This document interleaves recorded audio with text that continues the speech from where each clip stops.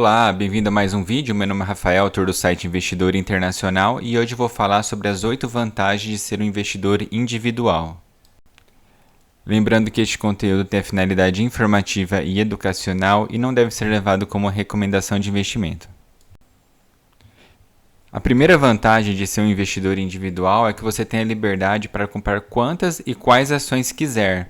Então não existe um limite em termos de quantidade de ações, em tipos de ações para você comprar. Você analisa ou você assina algum material de research e você identifica as ações que você se sente mais seguro, que você conhece mais o negócio, e você pode comprar quantas ações você quiser. Se você quiser diversificar em 10 ações, você pode. Se você quiser diversificar em 15 ações, você pode, em 20.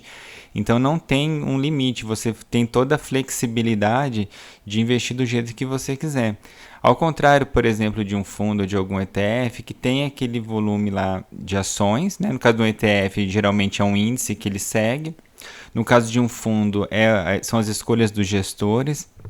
Então, você fica dependendo de terceiros, né? No caso de você ter a sua própria carteira, você diversifica da forma que você quiser, tá? Então, essa é uma das vantagens aí de você ter uma carteira própria de ações.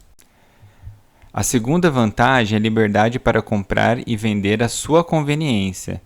Então, você pode comprar ações a hora que você quiser e você pode vender a hora que você quiser, inclusive durante o dia. Tá? No caso de um fundo, você acaba tendo que respeitar as regras de resgate. E ultimamente, os fundos de ações, principalmente no Brasil, eles têm colocado um prazo muito longo de resgate. A maioria dos fundos que eu vejo hoje são 30 dias. Alguns mais antigos que abriram fundos secundários são 60 dias. Fundos de small caps chegaram a colocar 6 meses para resgate. Então você fica meio refém desse tipo de situação e acaba não tendo acesso ao seu dinheiro, ao seu patrimônio no momento que você precisa. Então, às vezes você está com alguma necessidade e precisa vender alguma ação, ou você acha que o mercado subiu demais e quer realizar um pouco do lucro, manter um investimento um pouquinho mais conservador, e você não consegue, porque o investimento está preso devido a essas regras de resgate. Quando você tem a carteira própria, você pode vender a hora que você quiser, você não fica dependendo de ninguém, de nenhuma outra regra, né? No caso, a única regra é você vender e recebe o valor 2 dias depois, né? Tanto no Brasil quanto nos Estados Unidos. Então você pode tomar essas decisões de vender no meio do dia e você já vai lá e vende, né? Em geral, a liquidez tem sido muito boa, mesmo em small caps. Então você não fica muito refém de você não conseguir sair de alguma posição. Por exemplo, a bolsa, tanto no Brasil quanto nos Estados Unidos, estão batendo recordes recentemente. Aí de repente você quer, prefiro vender um pouco, diminuir minha exposição em ações que está muito grande. Você consegue isso na hora, você vai lá, vende e acabou. Agora, se você tem um fundo, pode ser que daqui 30, 60 dias a bolsa possa ter corrigido e você acaba saindo com um valor menor. A outra vantagem é poder investir em qualquer tipo de ação sem restrições quanto a liquidez e tamanho. Então você também tem essa liberdade de investir em ações desconhecidas e que negociam pouco por dia, né? Já que em geral a carteira de uma pessoa comum fica aí mais ou menos abaixo de $1 milhão, $1 milhão, você consegue investir em qualquer tipo de empresa, por pior que seja a liquidez. Então você não tem essas limitações que fundos que possuem centenas de milhões de dólares ou reais ou bilhões de dólares têm, né? Por exemplo, Warren Buffett não pode comprar uma microcap aí que vale 200, 300 milhões de dólares, porque é irrelevante dentro do fundo dele, né? Não faz muita diferença. Ele precisaria comprar a empresa inteira praticamente para fazer alguma diferença. Já no caso, né, das pessoas comuns, você consegue esse tipo de ação de empresas que têm um potencial às vezes muito grande para crescer, né? Então dificilmente uma ação, agora no caso a Apple, a Amazon, dificilmente elas vão multiplicar por 5 ou por 10 nos próximos anos, mas uma microcap tem essa possibilidade de multiplicar de valor. Então você pode alcançar exposição nesse tipo de empresa de forma bastante eficiente, ao contrário desses grandes fundos que não conseguem acessar esse mercado, tanto quanto a liquidez quanto ao tamanho da empresa.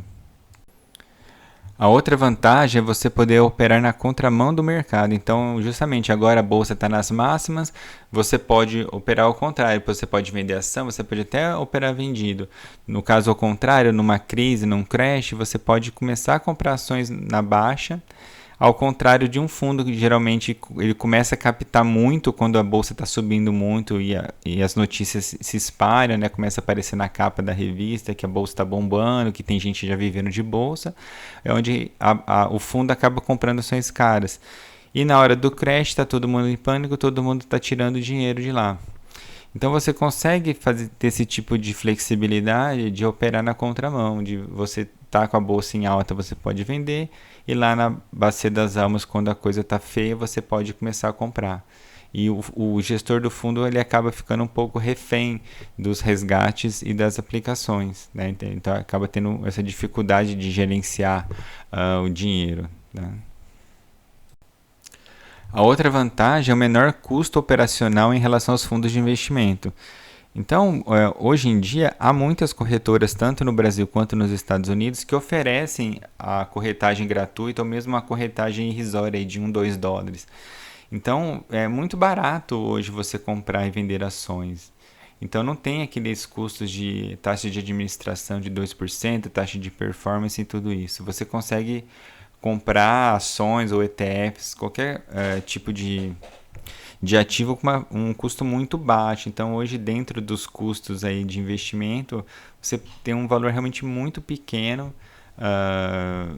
que vai incidir, né, sobre o seu rendimento. Então, você não perde tanto no longo prazo com esse tipo de taxa e tarifa. Tá? Então, é uma das vantagens de você ter uma carteira própria. A outra vantagem de ser um investidor individual é que você não precisa prestar contas a ninguém.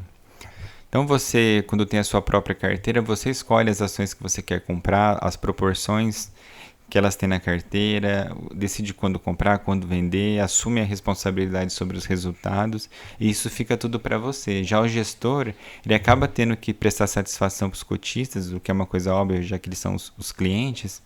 E isso pode, às vezes, afetar um pouco o desempenho do fundo, né? No caso, por exemplo, um fundo que não está indo muito bem e os cotistas estão pressionando, ele pode querer tomar mais risco do que o necessário para tentar compensar.